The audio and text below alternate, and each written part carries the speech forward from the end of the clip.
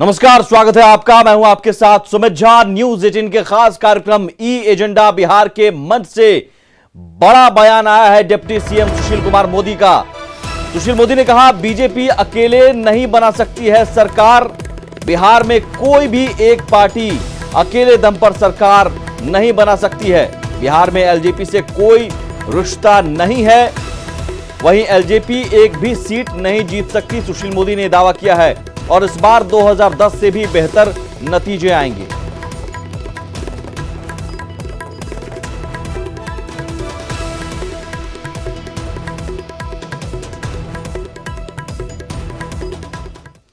ई agenda के मंच से बिहार के डिप्टी सीएम सुशील मोदी ने साफ किया कि अकेले दम पर कोई भी पार्टी सरकार नहीं बना सकती है।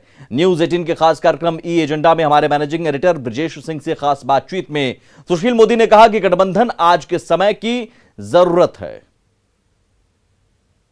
सुशील जी, आपने कहा कि चिराग पासवान की अपनी महत्वाकांक्षा थी, लेकिन जो सवाल संगठन का भी है, बीजेपी का भी है। क्या बीजेपी बिहार में एक लेवल से आगे ग्रो नहीं कर पा रही है क्या? क्यों आखिर बीजेपी की ये मजबूरी है? क्यों अब भी जो है जेडीयू का सहारा उसको चाहिए? अकेले अपने दम पर सरकार नहीं बना सकती। क्या संगठन की कमजोरी के लिए लगता नहीं है कि आप लोगों के एफर्ट्स कम रह गए पिछले 2 दशक में, जिससे कि संगठन इतना मजबूत नहीं हो पाया कि बीजेपी अपने दम पर बिहार में सरकार बना पाए और फिर से एक बार नीतीश कुमार को आगे करके आपको चुनाव लड़ना पड़ रहा है?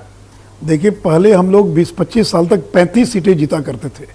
जब झारखंड और बिहार एक साथ था तो भी बीजेपी कभी 35 से ज़्यादा सीटें नहीं जीत पाई। बाद में झारखंड अलग होने का 55 सीट हम जीते, फिर 91 जीते और पिछले विधानसभा के चुनाव में फिर हम 55 पर लौट कर आ गए। देखिए, एक बिहार की वास्तविकता है कि बिहार के अंदर कोई भी एक पार्टी आज के समय में और अपने बलबूते बिहार में सरकार नहीं बना सकती है। इसलिए आज की वास्तविकता है, इस वास्तविकता को स्वीकार करना पड़ेगा, प्रैग्मेटिक होना पड़ेगा। केवल हवा में कहें जैसे बाकी नेता कह रहे हैं मैं मुख्यमंत्री का दावेदार हूं, मैं मुख्यमंत्री का दावेदार हूं। जो एक सीट जीत नहीं सकता है वो सरकार बनाने का दावा कर रहा है, मुख्यमंत्री बनने का दावा कर रहा है। तो इस तरह के दावा करने का कोई मतलब नहीं है। बीजेपी का काफ़ी संगठन का विस्तार हुआ है, लेकिन आज की ये सच्चाई है कि बीजेपी अकेले अपने बलबूते पर सरकार नहीं बना सकती है। इसलिए हमको सहयोगी दलों की आवश्यकता है और इसलिए हम लोगों ने वीआईपी, जीतन राम मांझी, जनता दल यू के साथ मिलकर एक बड़ा गठबंधन बनाया है। समाज के सभी वर्गों का एक समावेश करने का प्रयास किया है और उसके माध्यम से हम इस विधानसभा चुनाव को लड़ने की तैयारी कर रहे हैं। और इस बार के विधानसभा चुनाव में प्रधानमंत्री नरेंद्र मोदी के प्रचार को लेकर मैनेजिंग एडिटर ब्रजेश सिंह के सवाल पर सुशील मोदी ने कहा कि प्रधानमंत्री के साथ नीतीश कुमार और उनकी सभा से लोगों के बीच ये संदेश जाएगा कि विकास को लेकर जो डबल इंजन की सरकार का लक्ष्य है वो जीत के बाद भी जारी रहेगा। सुशील जी, बिहार की राजनीति पिछले 4 दशक से आप सशक्त प्लेयर रहे हैं और एक तरह से कह सकते हैं कि बिहार में बीजेपी पिछले 2 दशक से जो है उसके आप सबसे बड़े चेहरे हैं। ऐसा भी देखने में रहा कि जो है 2005 के चुनाव हो, 2010 के चुनाव हो, उसमें जो है नरेंद्र मोदी कैंपेन करने के लिए नहीं आए। विधानसभा चुनाव की बात कर रहा हूं। ये पहली बार है जबकि विधानसभा के चुनाव हो रहे हैं और उसमें दो मोदी जो है नीतीश कुमार को बैक करने में लगे हैं, प्रधानमंत्री मोदी और सुशील मोदी बिहार के डिप्टी चीफ मिनिस्टर। जब नरेंद्र मोदी जो है सामने थे 2015 में, जाहिर है नीतीश कुमार के, पहली बार यह संजोग बन रहा है कि नरेंद्र मोदी और सुशील मोदी दोनों ही नीतीश कुमार के साथ खड़े हैं। देश के प्रधानमंत्री हैं पिछले 6 साल से। इस बार इस संजोग से आप लोग क्या उम्मीद कर रहे हैं कि जो 2010 का जो मैंडेट था, क्या उससे गाड़ी आगे निकल पाएगी? देखिए, 2009 में लोकसभा का चुनाव था। आडवाणी जी प्रधानमंत्री के उम्मीदवार थे और बीजेपी जेडीयू ने मिलकर 32 लोकसभा की सीटों को हम लोगों ने जीतने का काम किया था। और 2010 में नरेंद्र मोदी प्रधानमंत्री नहीं थे, गुजरात के मुख्यमंत्री थे, कैंपेन करने भी नहीं आ पाए थे और तो हम लोग 3/4 के बहुमत से चुनाव जीते। और बड़ी खबर, ई एजेंडा बिहार के मंच से बीजेपी प्रभारी भूपेंद्र यादव का बड़ा बयान। 2010 से भी बड़ा जनादेश मिलेगा। बीजेपी जेडीयू को, गठबंधन को बड़ी जीत मिलेगी। एनडीए को 2/3 से ज्यादा सीटें मिलेंगी। बीजेपी प्रभारी भूपेंद्र यादव ने बड़ा बयान दिया है।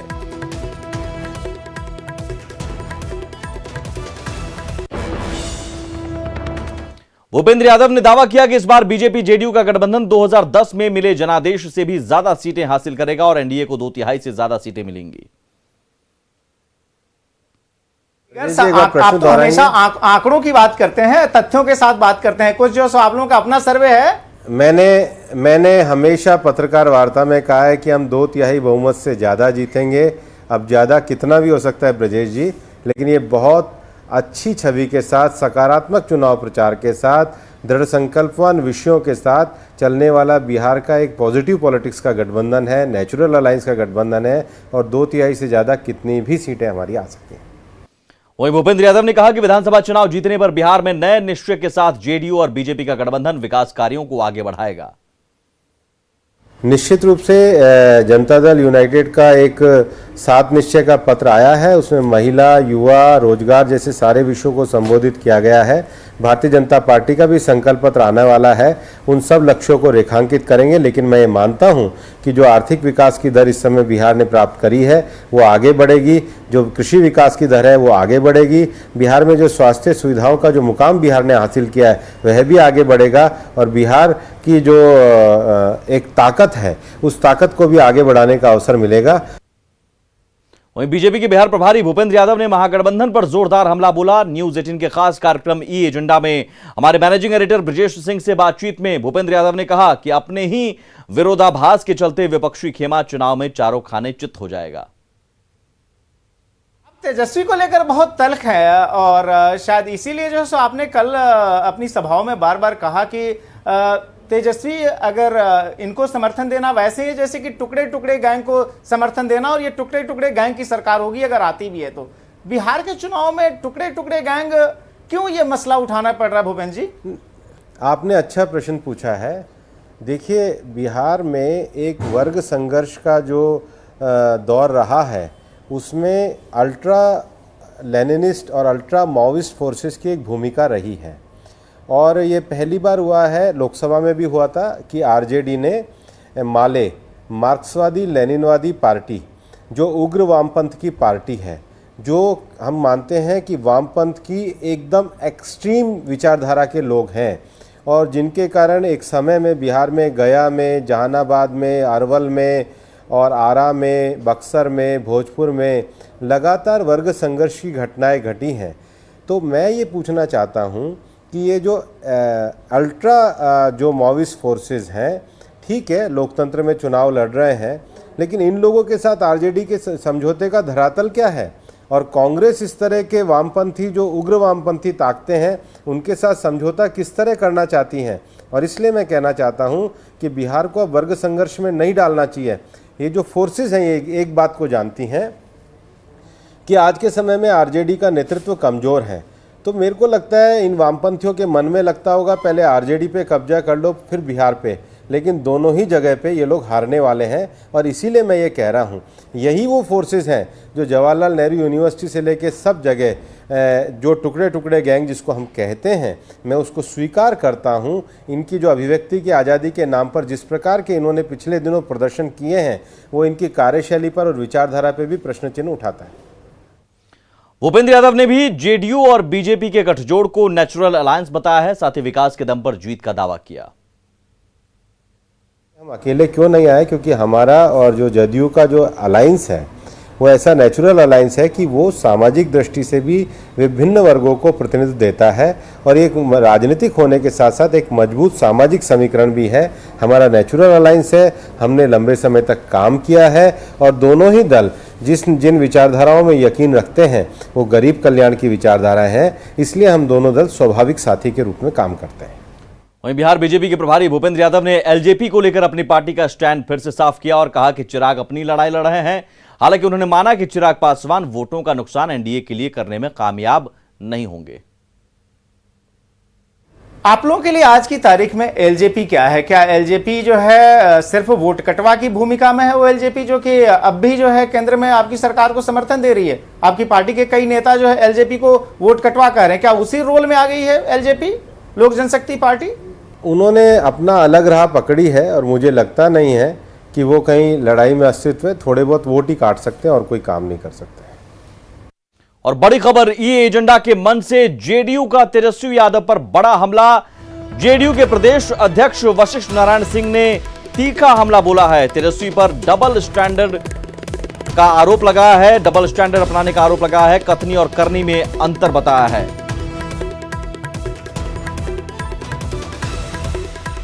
तो कथनी और करनी में अंतर बताया है। जेडीयू ने तेजस्वी यादव पर डबल स्टैंडर्ड बरतने का आरोप लगाया है। बड़ा हमला ई एजेंडा बिहार के मंच से जेडीयू ने तेजस्वी यादव पर बड़ा हमला किया है। जेडीयू के प्रदेश अध्यक्ष वशिष्ठ नारायण सिंह ने कहा कि तेजस्वी यादव डबल स्टैंडर्ड बरतते हैं, कथनी और करनी में उनका अंतर है।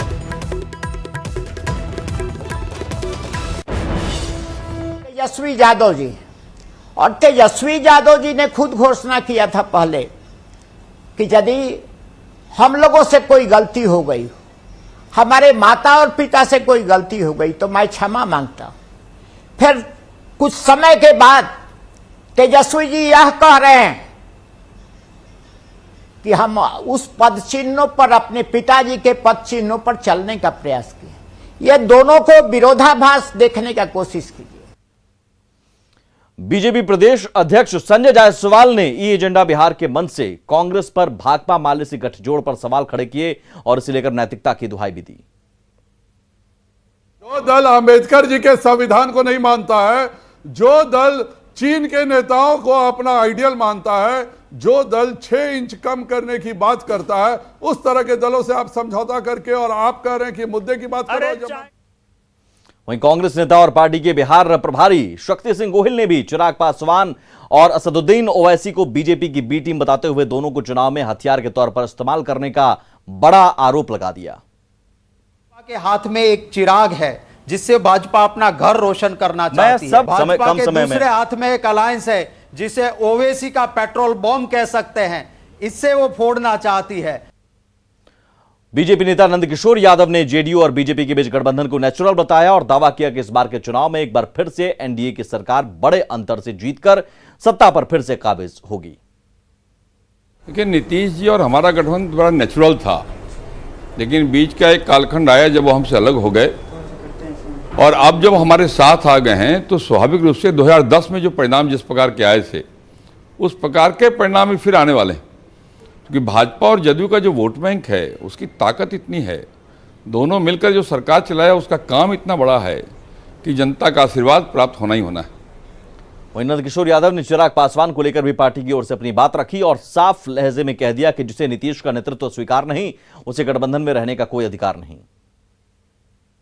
देखिए, हम तो गठबंधन धर्म का पालन करने वाले लोग हैं और आप जानते हैं कि चुनाव की घोषणा के पहले ही हमारे पार्टी के राष्ट्रीय अध्यक्ष ने स्पष्ट घोषणा किया था कि हम अगला चुनाव बिहार के अंदर एनडीए गठबंधन में लड़ेंगे, नीतीश कुमार जी के चेहरे को आगे उनको ही मुख्यमंत्री बनाएंगे, ये हमने घोषणा किया था। आज उसी पर हम कायम हैं।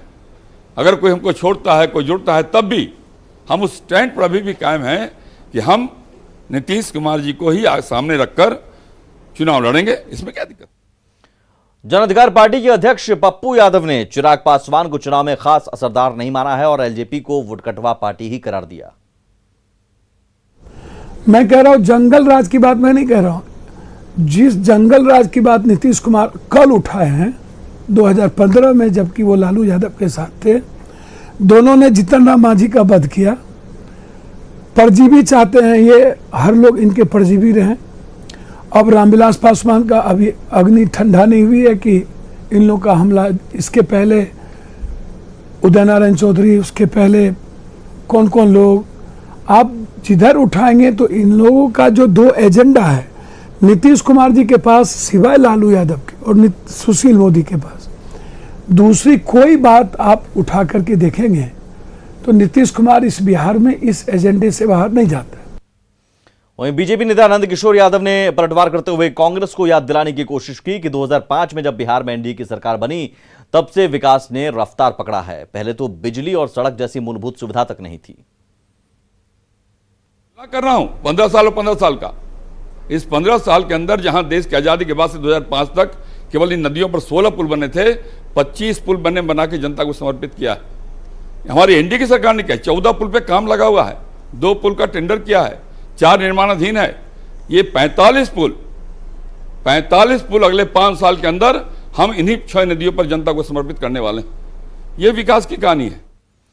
जेडीयू नेता और बिहार सरकार के मंत्री नीरज कुमार ने पिछले 15 साल में बिहार में हुए विकास कार्यों को गिनाया और ये जताने की कोशिश की कि पहले के पिछड़ापन को नीतीश कुमार की सरकार ने दूर किया। घर बिजली पहुंचा दिया, सड़कों का जाल। 15 वर्ष में हमको जब मौका मिला तो हम बिहार के अंदर हमने जो काम किया है 95,388 किलोमीटर तो केवल ग्रामीण सड़कें हमने बना दी। उपलब्धियों की तो लंबी फेहरिस्त हमारे पास है और उसका पैमाना है। वहीं आरएलएसपी प्रमुख उपेंद्र कुशवाहा ने कहा कि चुनाव बाद वे किसी गठबंधन का हिस्सा नहीं बनेंगे, जिन्हें उनके साथ आना होगा वो आएंगे, कुशवाहा कहीं नहीं जाएंगे। जब पप्पू यादव कोशिश कर रहे थे कि तीसरे मोर्चे की कवायद हो, तीसरे मोर्चे का गठन हो, कहां बात खत्म हो गई? आप दोनों की महत्वाकांक्षा आड़े हाथ आ गई, क्योंकि मुख्यमंत्री के उम्मीदवार आप भी गठबंधन के हैं और पप्पू यादव भी अपने गठबंधन के मुख्यमंत्री के उम्मीदवार हैं। देखिए, हमने तो कई बार कहा था पहले भी, जिस गठबंधन के साथ हम थे, हमने साफ साफ कहा था कि कोई भी मेरे मन की बात, उसके चलते गठबंधन में कहीं कोई बाधा नहीं आएगी। और उसी संदर्भ में हमने कहा था कि भैया हम हर वक्त विष पीने के लिए भी तैयार हैं। तो हम जब मेरा माइंडसेट उस तरह का है तो पप्पू जी के साथ कोई महत्वाकांक्षा आड़े आ गई ऐसा सवाल बिल्कुल ही नहीं था। फिर तीसरा मोर्चा तैयार क्यों नहीं हो पाया? नहीं, तीसरा मोर्चा तैयार है, बिल्कुल तैयार है, उसमें कहीं कोई कंफ्यूजन नहीं। तीसरा मोर्चा तैयार है, यानी कि चुनाव के नतीजों के बाद आप लोग एक साथ हो जाएंगे या एक साथ मिलकर आप किसी गठबंधन को सपोर्ट करेंगे? नहीं, सपोर्ट करने की तो बात है ही नहीं। किसी को आना होगा तो मेरे साथ, हमारे गठबंधन के साथ आएगा, हम किसी के साथ नहीं जाने वाले हैं, इतना तय है। तो ई एजेंडा बिहार के इस बड़े मंच से सभी पार्टी के नेताओं ने अपनी अपनी जीत के दावे किए, अपने अपने रणनीति के दावे किए। देखना होगा जनता क्या फैसले लेती है। फिलहाल इतना ही, नमस्कार।